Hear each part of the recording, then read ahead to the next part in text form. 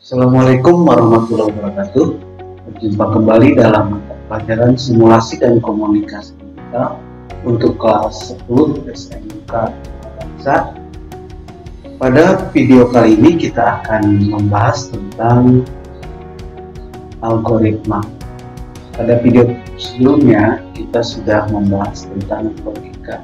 Logika dan algoritma adalah bab pertama dari mata pelajaran simulasi dan komunikasi.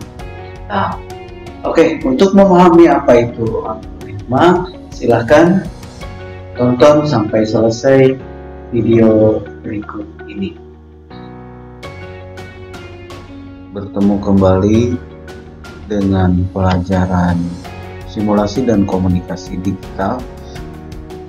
Melanjutkan video kita sebelumnya, masih membahas tentang bab pertama, yaitu logika dan algoritma.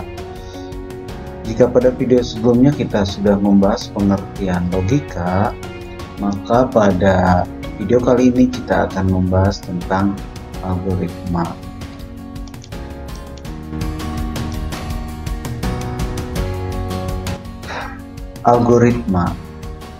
Algoritma, istilah algoritma dinisbatkan kepada seorang ilmuwan muslim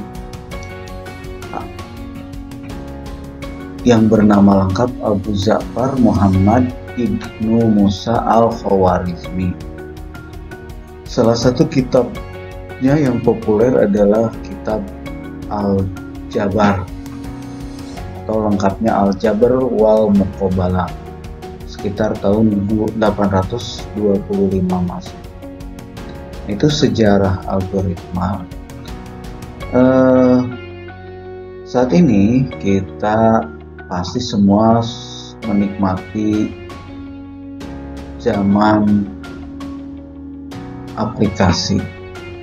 Nah, aplikasi atau program komputer itu semuanya dibuat berdasarkan algoritma. Jadi ilmu tentang algoritma ini sangat penting, khususnya dalam dunia pemrograman komputer. Oke, apa itu? Ada banyak definisi algoritma, namun secara umum algoritma bisa didefinisikan sebagai serangkaian langkah yang disusun menjadi urutan logis kegiatan untuk mencapai tujuan. Jadi algoritma itu adalah serangkaian langkah yang disusun menjadi urutan logis. Jadi ketika kita menghadapi sebuah masalah atau ingin memecahkan masalah, maka kita akan urutkan langkah-langkah pemecahan masalahnya itu menjadi sebuah urutan yang logis. Nah, itu disebut sebagai algoritma. Kemudian beberapa sifat dari algoritma yang perlu kita ketahui. Pertama, algoritma harus berhenti setelah mengerjakan sejumlah langkah. Artinya langkah-langkah itu harus ada akhirnya, jadi harus berhenti. Kemudian yang kedua, definite. Setiap langkah didefinisikan secara tepat sehingga tidak membingungkan atau ambigu. Berikutnya, sifat algoritma harus memiliki input, satu atau lebih input. Kemudian kalau ada input, maka algoritma juga harus memiliki output. Jadi ada input, kemudian diproses, dan ada output. Kemudian sifat algoritma yang berikutnya adalah algoritma itu harus bersifat efektif.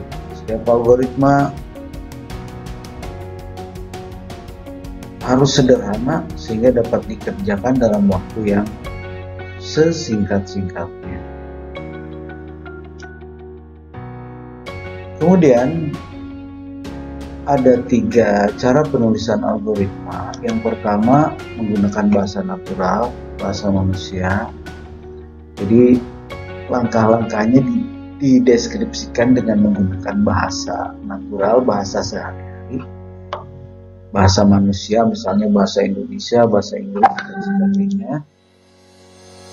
Kemudian yang kedua, penulisan algoritma bisa juga menggunakan flowchart.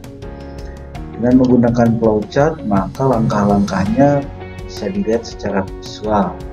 Jadi alurnya itu bisa terlihat. Kemudian yang ketiga, yaitu menggunakan pseudocode. Ini sudah mendekati bahasa pemrograman. Jadi kalau mereka yang mempelajari bahasa pemrograman itu akan mudah mengerti penulisan algoritma yang menggunakan pseudocode ini.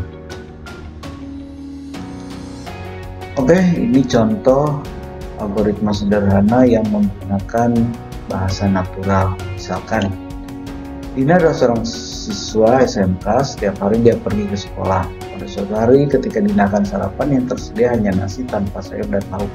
Kemudian terpikir oleh Dina untuk membuat tumis toge.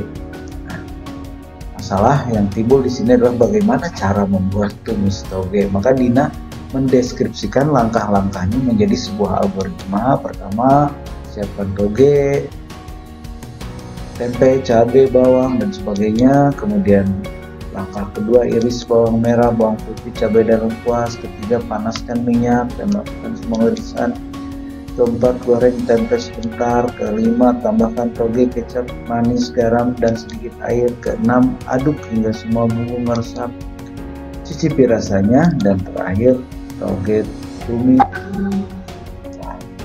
Nah itu para siswa sekalian, gambaran kita tentang pengertian dari algoritma. Akan lebih jelas nanti kita bahas pada video berikutnya, yaitu saat kita membahas tentang bagan alir atau flowchart. Jadi bagaimana langkah-langkah kegiatan itu kita visualisasikan dalam bentuk bagan alir atau flowchart. Nah itu dulu untuk video kali ini.